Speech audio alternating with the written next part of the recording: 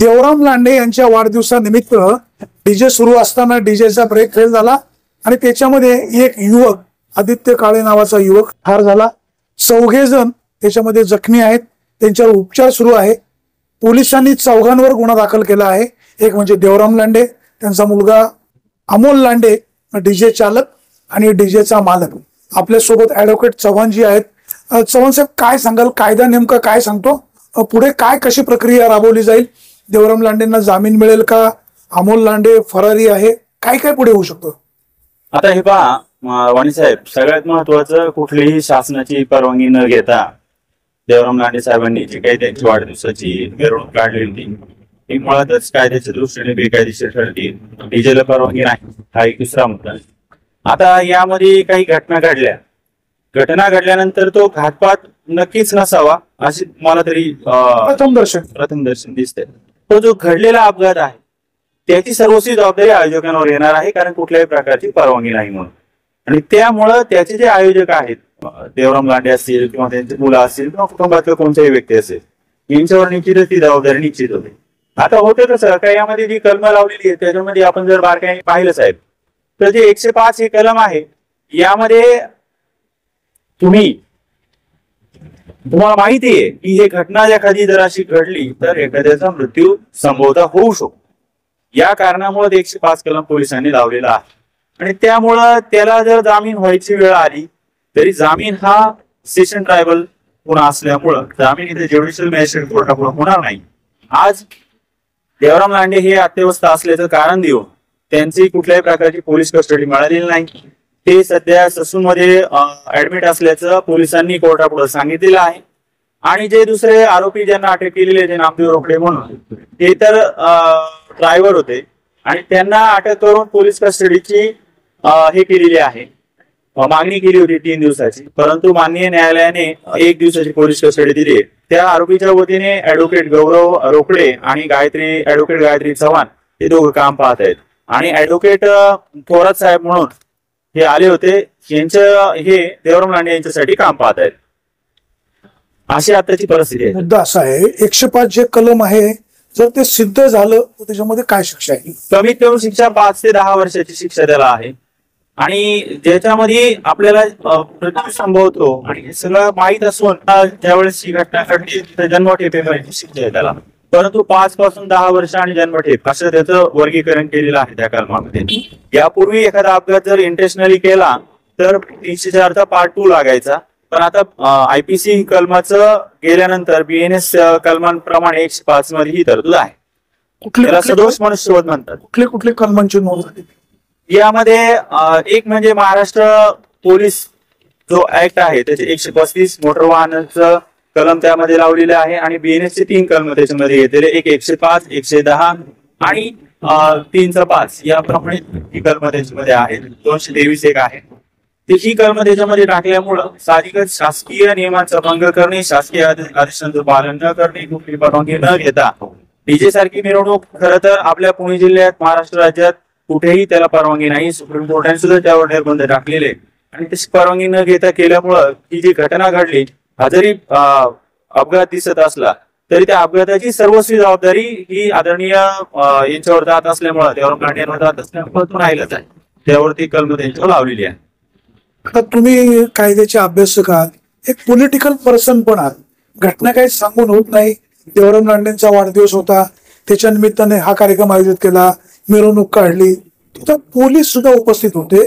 जर डीजेला परमिशन नाही तर तिथं खाकी वर्दी उपस्थित कशी? हे पहा, मी तर कुठल्या त्यांच्या वाढदिवसाच्या रॅलीमध्ये नव्हतो किंवा मला ते प्रयोजन निमंत्रण वगैरे पण नव्हतं. ते जरी आमच्या शिवसेना पक्षाचे असले तरी एखाद्या व्यक्तीने काय करावं हा पक्ष कुठल्याही प्रकारे ध्येय धोरण ठरवत नाही.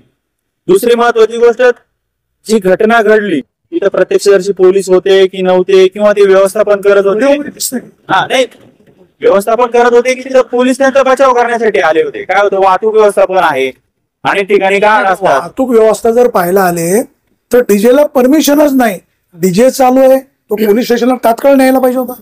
त्या तिथली वस्तुस्थिती मी पाहिलेली नसल्यामुळे त्याविषयी काही राहणार नाही. बचावचा भाग बचावाचा नाही, इथं बचाव कसला आलाय तर जी वस्तुस्थिती असं असेल तर नाही असेल तर 100% गुन्हा आहे साहेब.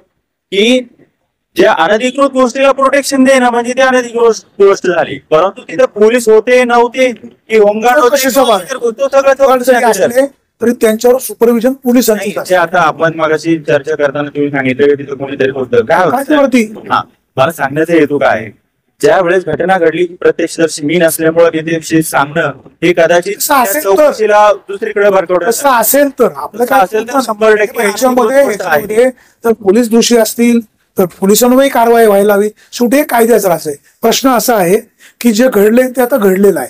थोडासा काही राजकीय वाद म्हणजे राजकीय वळण देण्याचा प्रयत्न होतोय का? आदित्य काळे यांचा जो मृत्यू झालाय ही घटना अतिशय दुर्दैवी आहे. हा संपूर्ण लोक आता मदतीला धावलेले आहेत. काही लोक त्या कुटुंबाला आर्थिक मदत करतायत. देवराम लांडे म्हणाले ते माझ्या कुटुंबातला तिसरा मुलगा आहे. लोक असं म्हणतात की देवराम लांडेने आता त्या कुटुंबाच्या पाठीशी उभं राहायला हवं.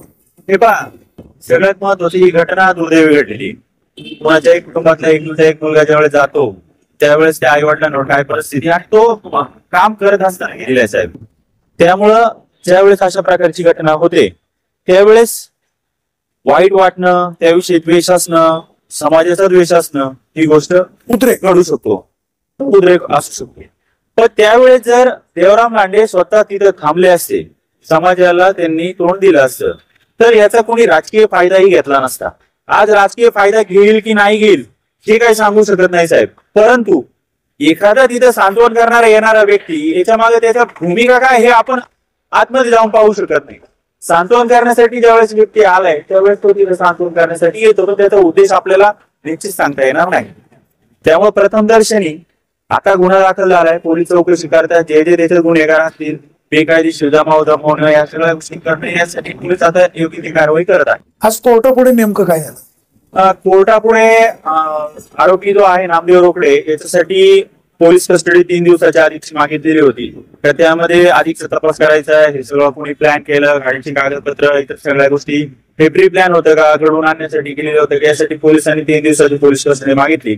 आणि त्यावेळेस आरोपीचे वकील जे आहेत ऍडव्होकेट गौरव रोकडे आणि गायत्री चव्हाण यांनी त्या ठिकाणी जोरदार युक्तिवाद केला आणि त्या युक्तिवादाचा मान ठेवून कोर्टाने पोलिसांना 1 दिवसासाठीची अधिकची पोलीस कस्टडी दिली. कारण कालच आरोपीला अटक केलेली आहे त्या. आणि दुसरा आरोपी हा मेडिकल कंडिशन त्याची चांगली नसल्याचे कारण देऊन त्याला अद्याप पोलीस कस्टडीत घेतलेला नाहीये. त्यामुळे तोही अटकेत अद्याप आलेला नाही. 2 आरोपी पोलिसांच्या ताब्यात आहे. हो, एक म्हणजे देवराम लांडे, एक पोलीस कस्टडीमध्ये आहे आणि एक फक्त नजरेच्या कस्टडीत आहे, ज्याला म्हणतात की मेडिकलचं काम चालू आहे त्याचं. परंतु ती कस्टडी ही पोलीस कस्टडी नसते, पण पोलिसांच्या ताब्यात आहे. हो ताब्यात आहे म्हणता येईल. आता देवराम लांडे संदर्भात आज पोलिसांनी किंवा सरकारी वकिलांनी काय आर्ग्युमेंट केलं? सरकारी वकिलांनी जोरदार युक्तिवाद केलेला आहे की आता त्याचं जे मेडिकलचं कागदपत्र पाहून पूर्ण दाव्याने तपासणी करून त्याच्याविषयी अधिकची लवकरात लवकर कस्टडी कशी घेता येईल, जी काही त्यांची मेडिकल कंडिशन नॉर्मल झाली की त्यांना तिथे घेता येईल अशा पद्धतीने त्यांचा युक्तिवाद होता. आता घटना दुर्दैवी आहे. कायदेशीर मार्गाने जे काय होईल ते होईल, एक कायद्याचा भाग. बरोबर. त्या कुटुंबावर एक शोककळा पसरलेली आहे. एक सामाजिक संस्था, काही कार्यकर्ते त्या कुटुंबाला मदत म्हणून अर्थसहाय्य करण्यासाठी सरसावलेले आहेत. देवराम लांडे तुमच्या पक्षाचे कार्यकर्ते आहेत, काय तुम्ही सांगाल? त्या कुटुंबाच्या पाठीशी उभं राहायला हवं?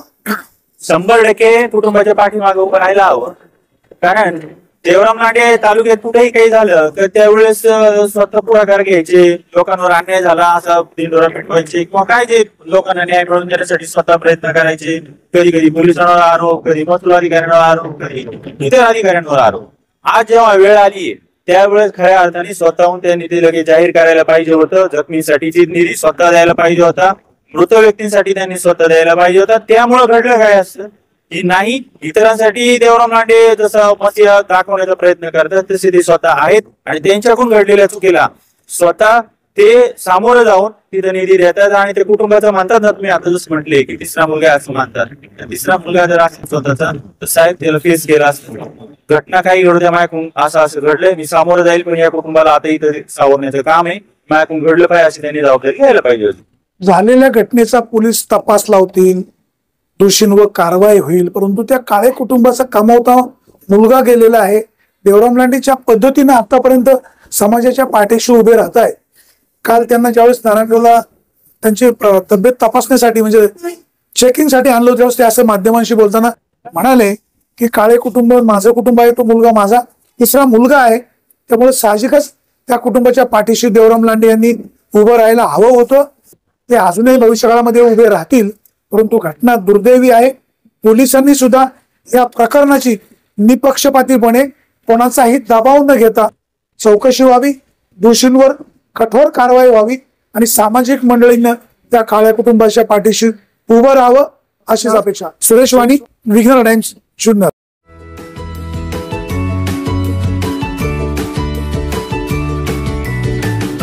बातम्या शेतीच्या, बातम्या मातीच्या, बातम्या अन्यायाच्या, गुन्हेगारीच्या,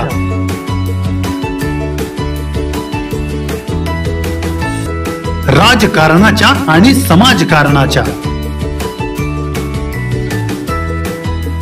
शोषणाविरुद्ध बुलंद आवाज, जनसामान्यांच्या हुंकाराची गाज, सत्कार्याला प्रोत्साहन, दुष्कृत्याला अनुशासन,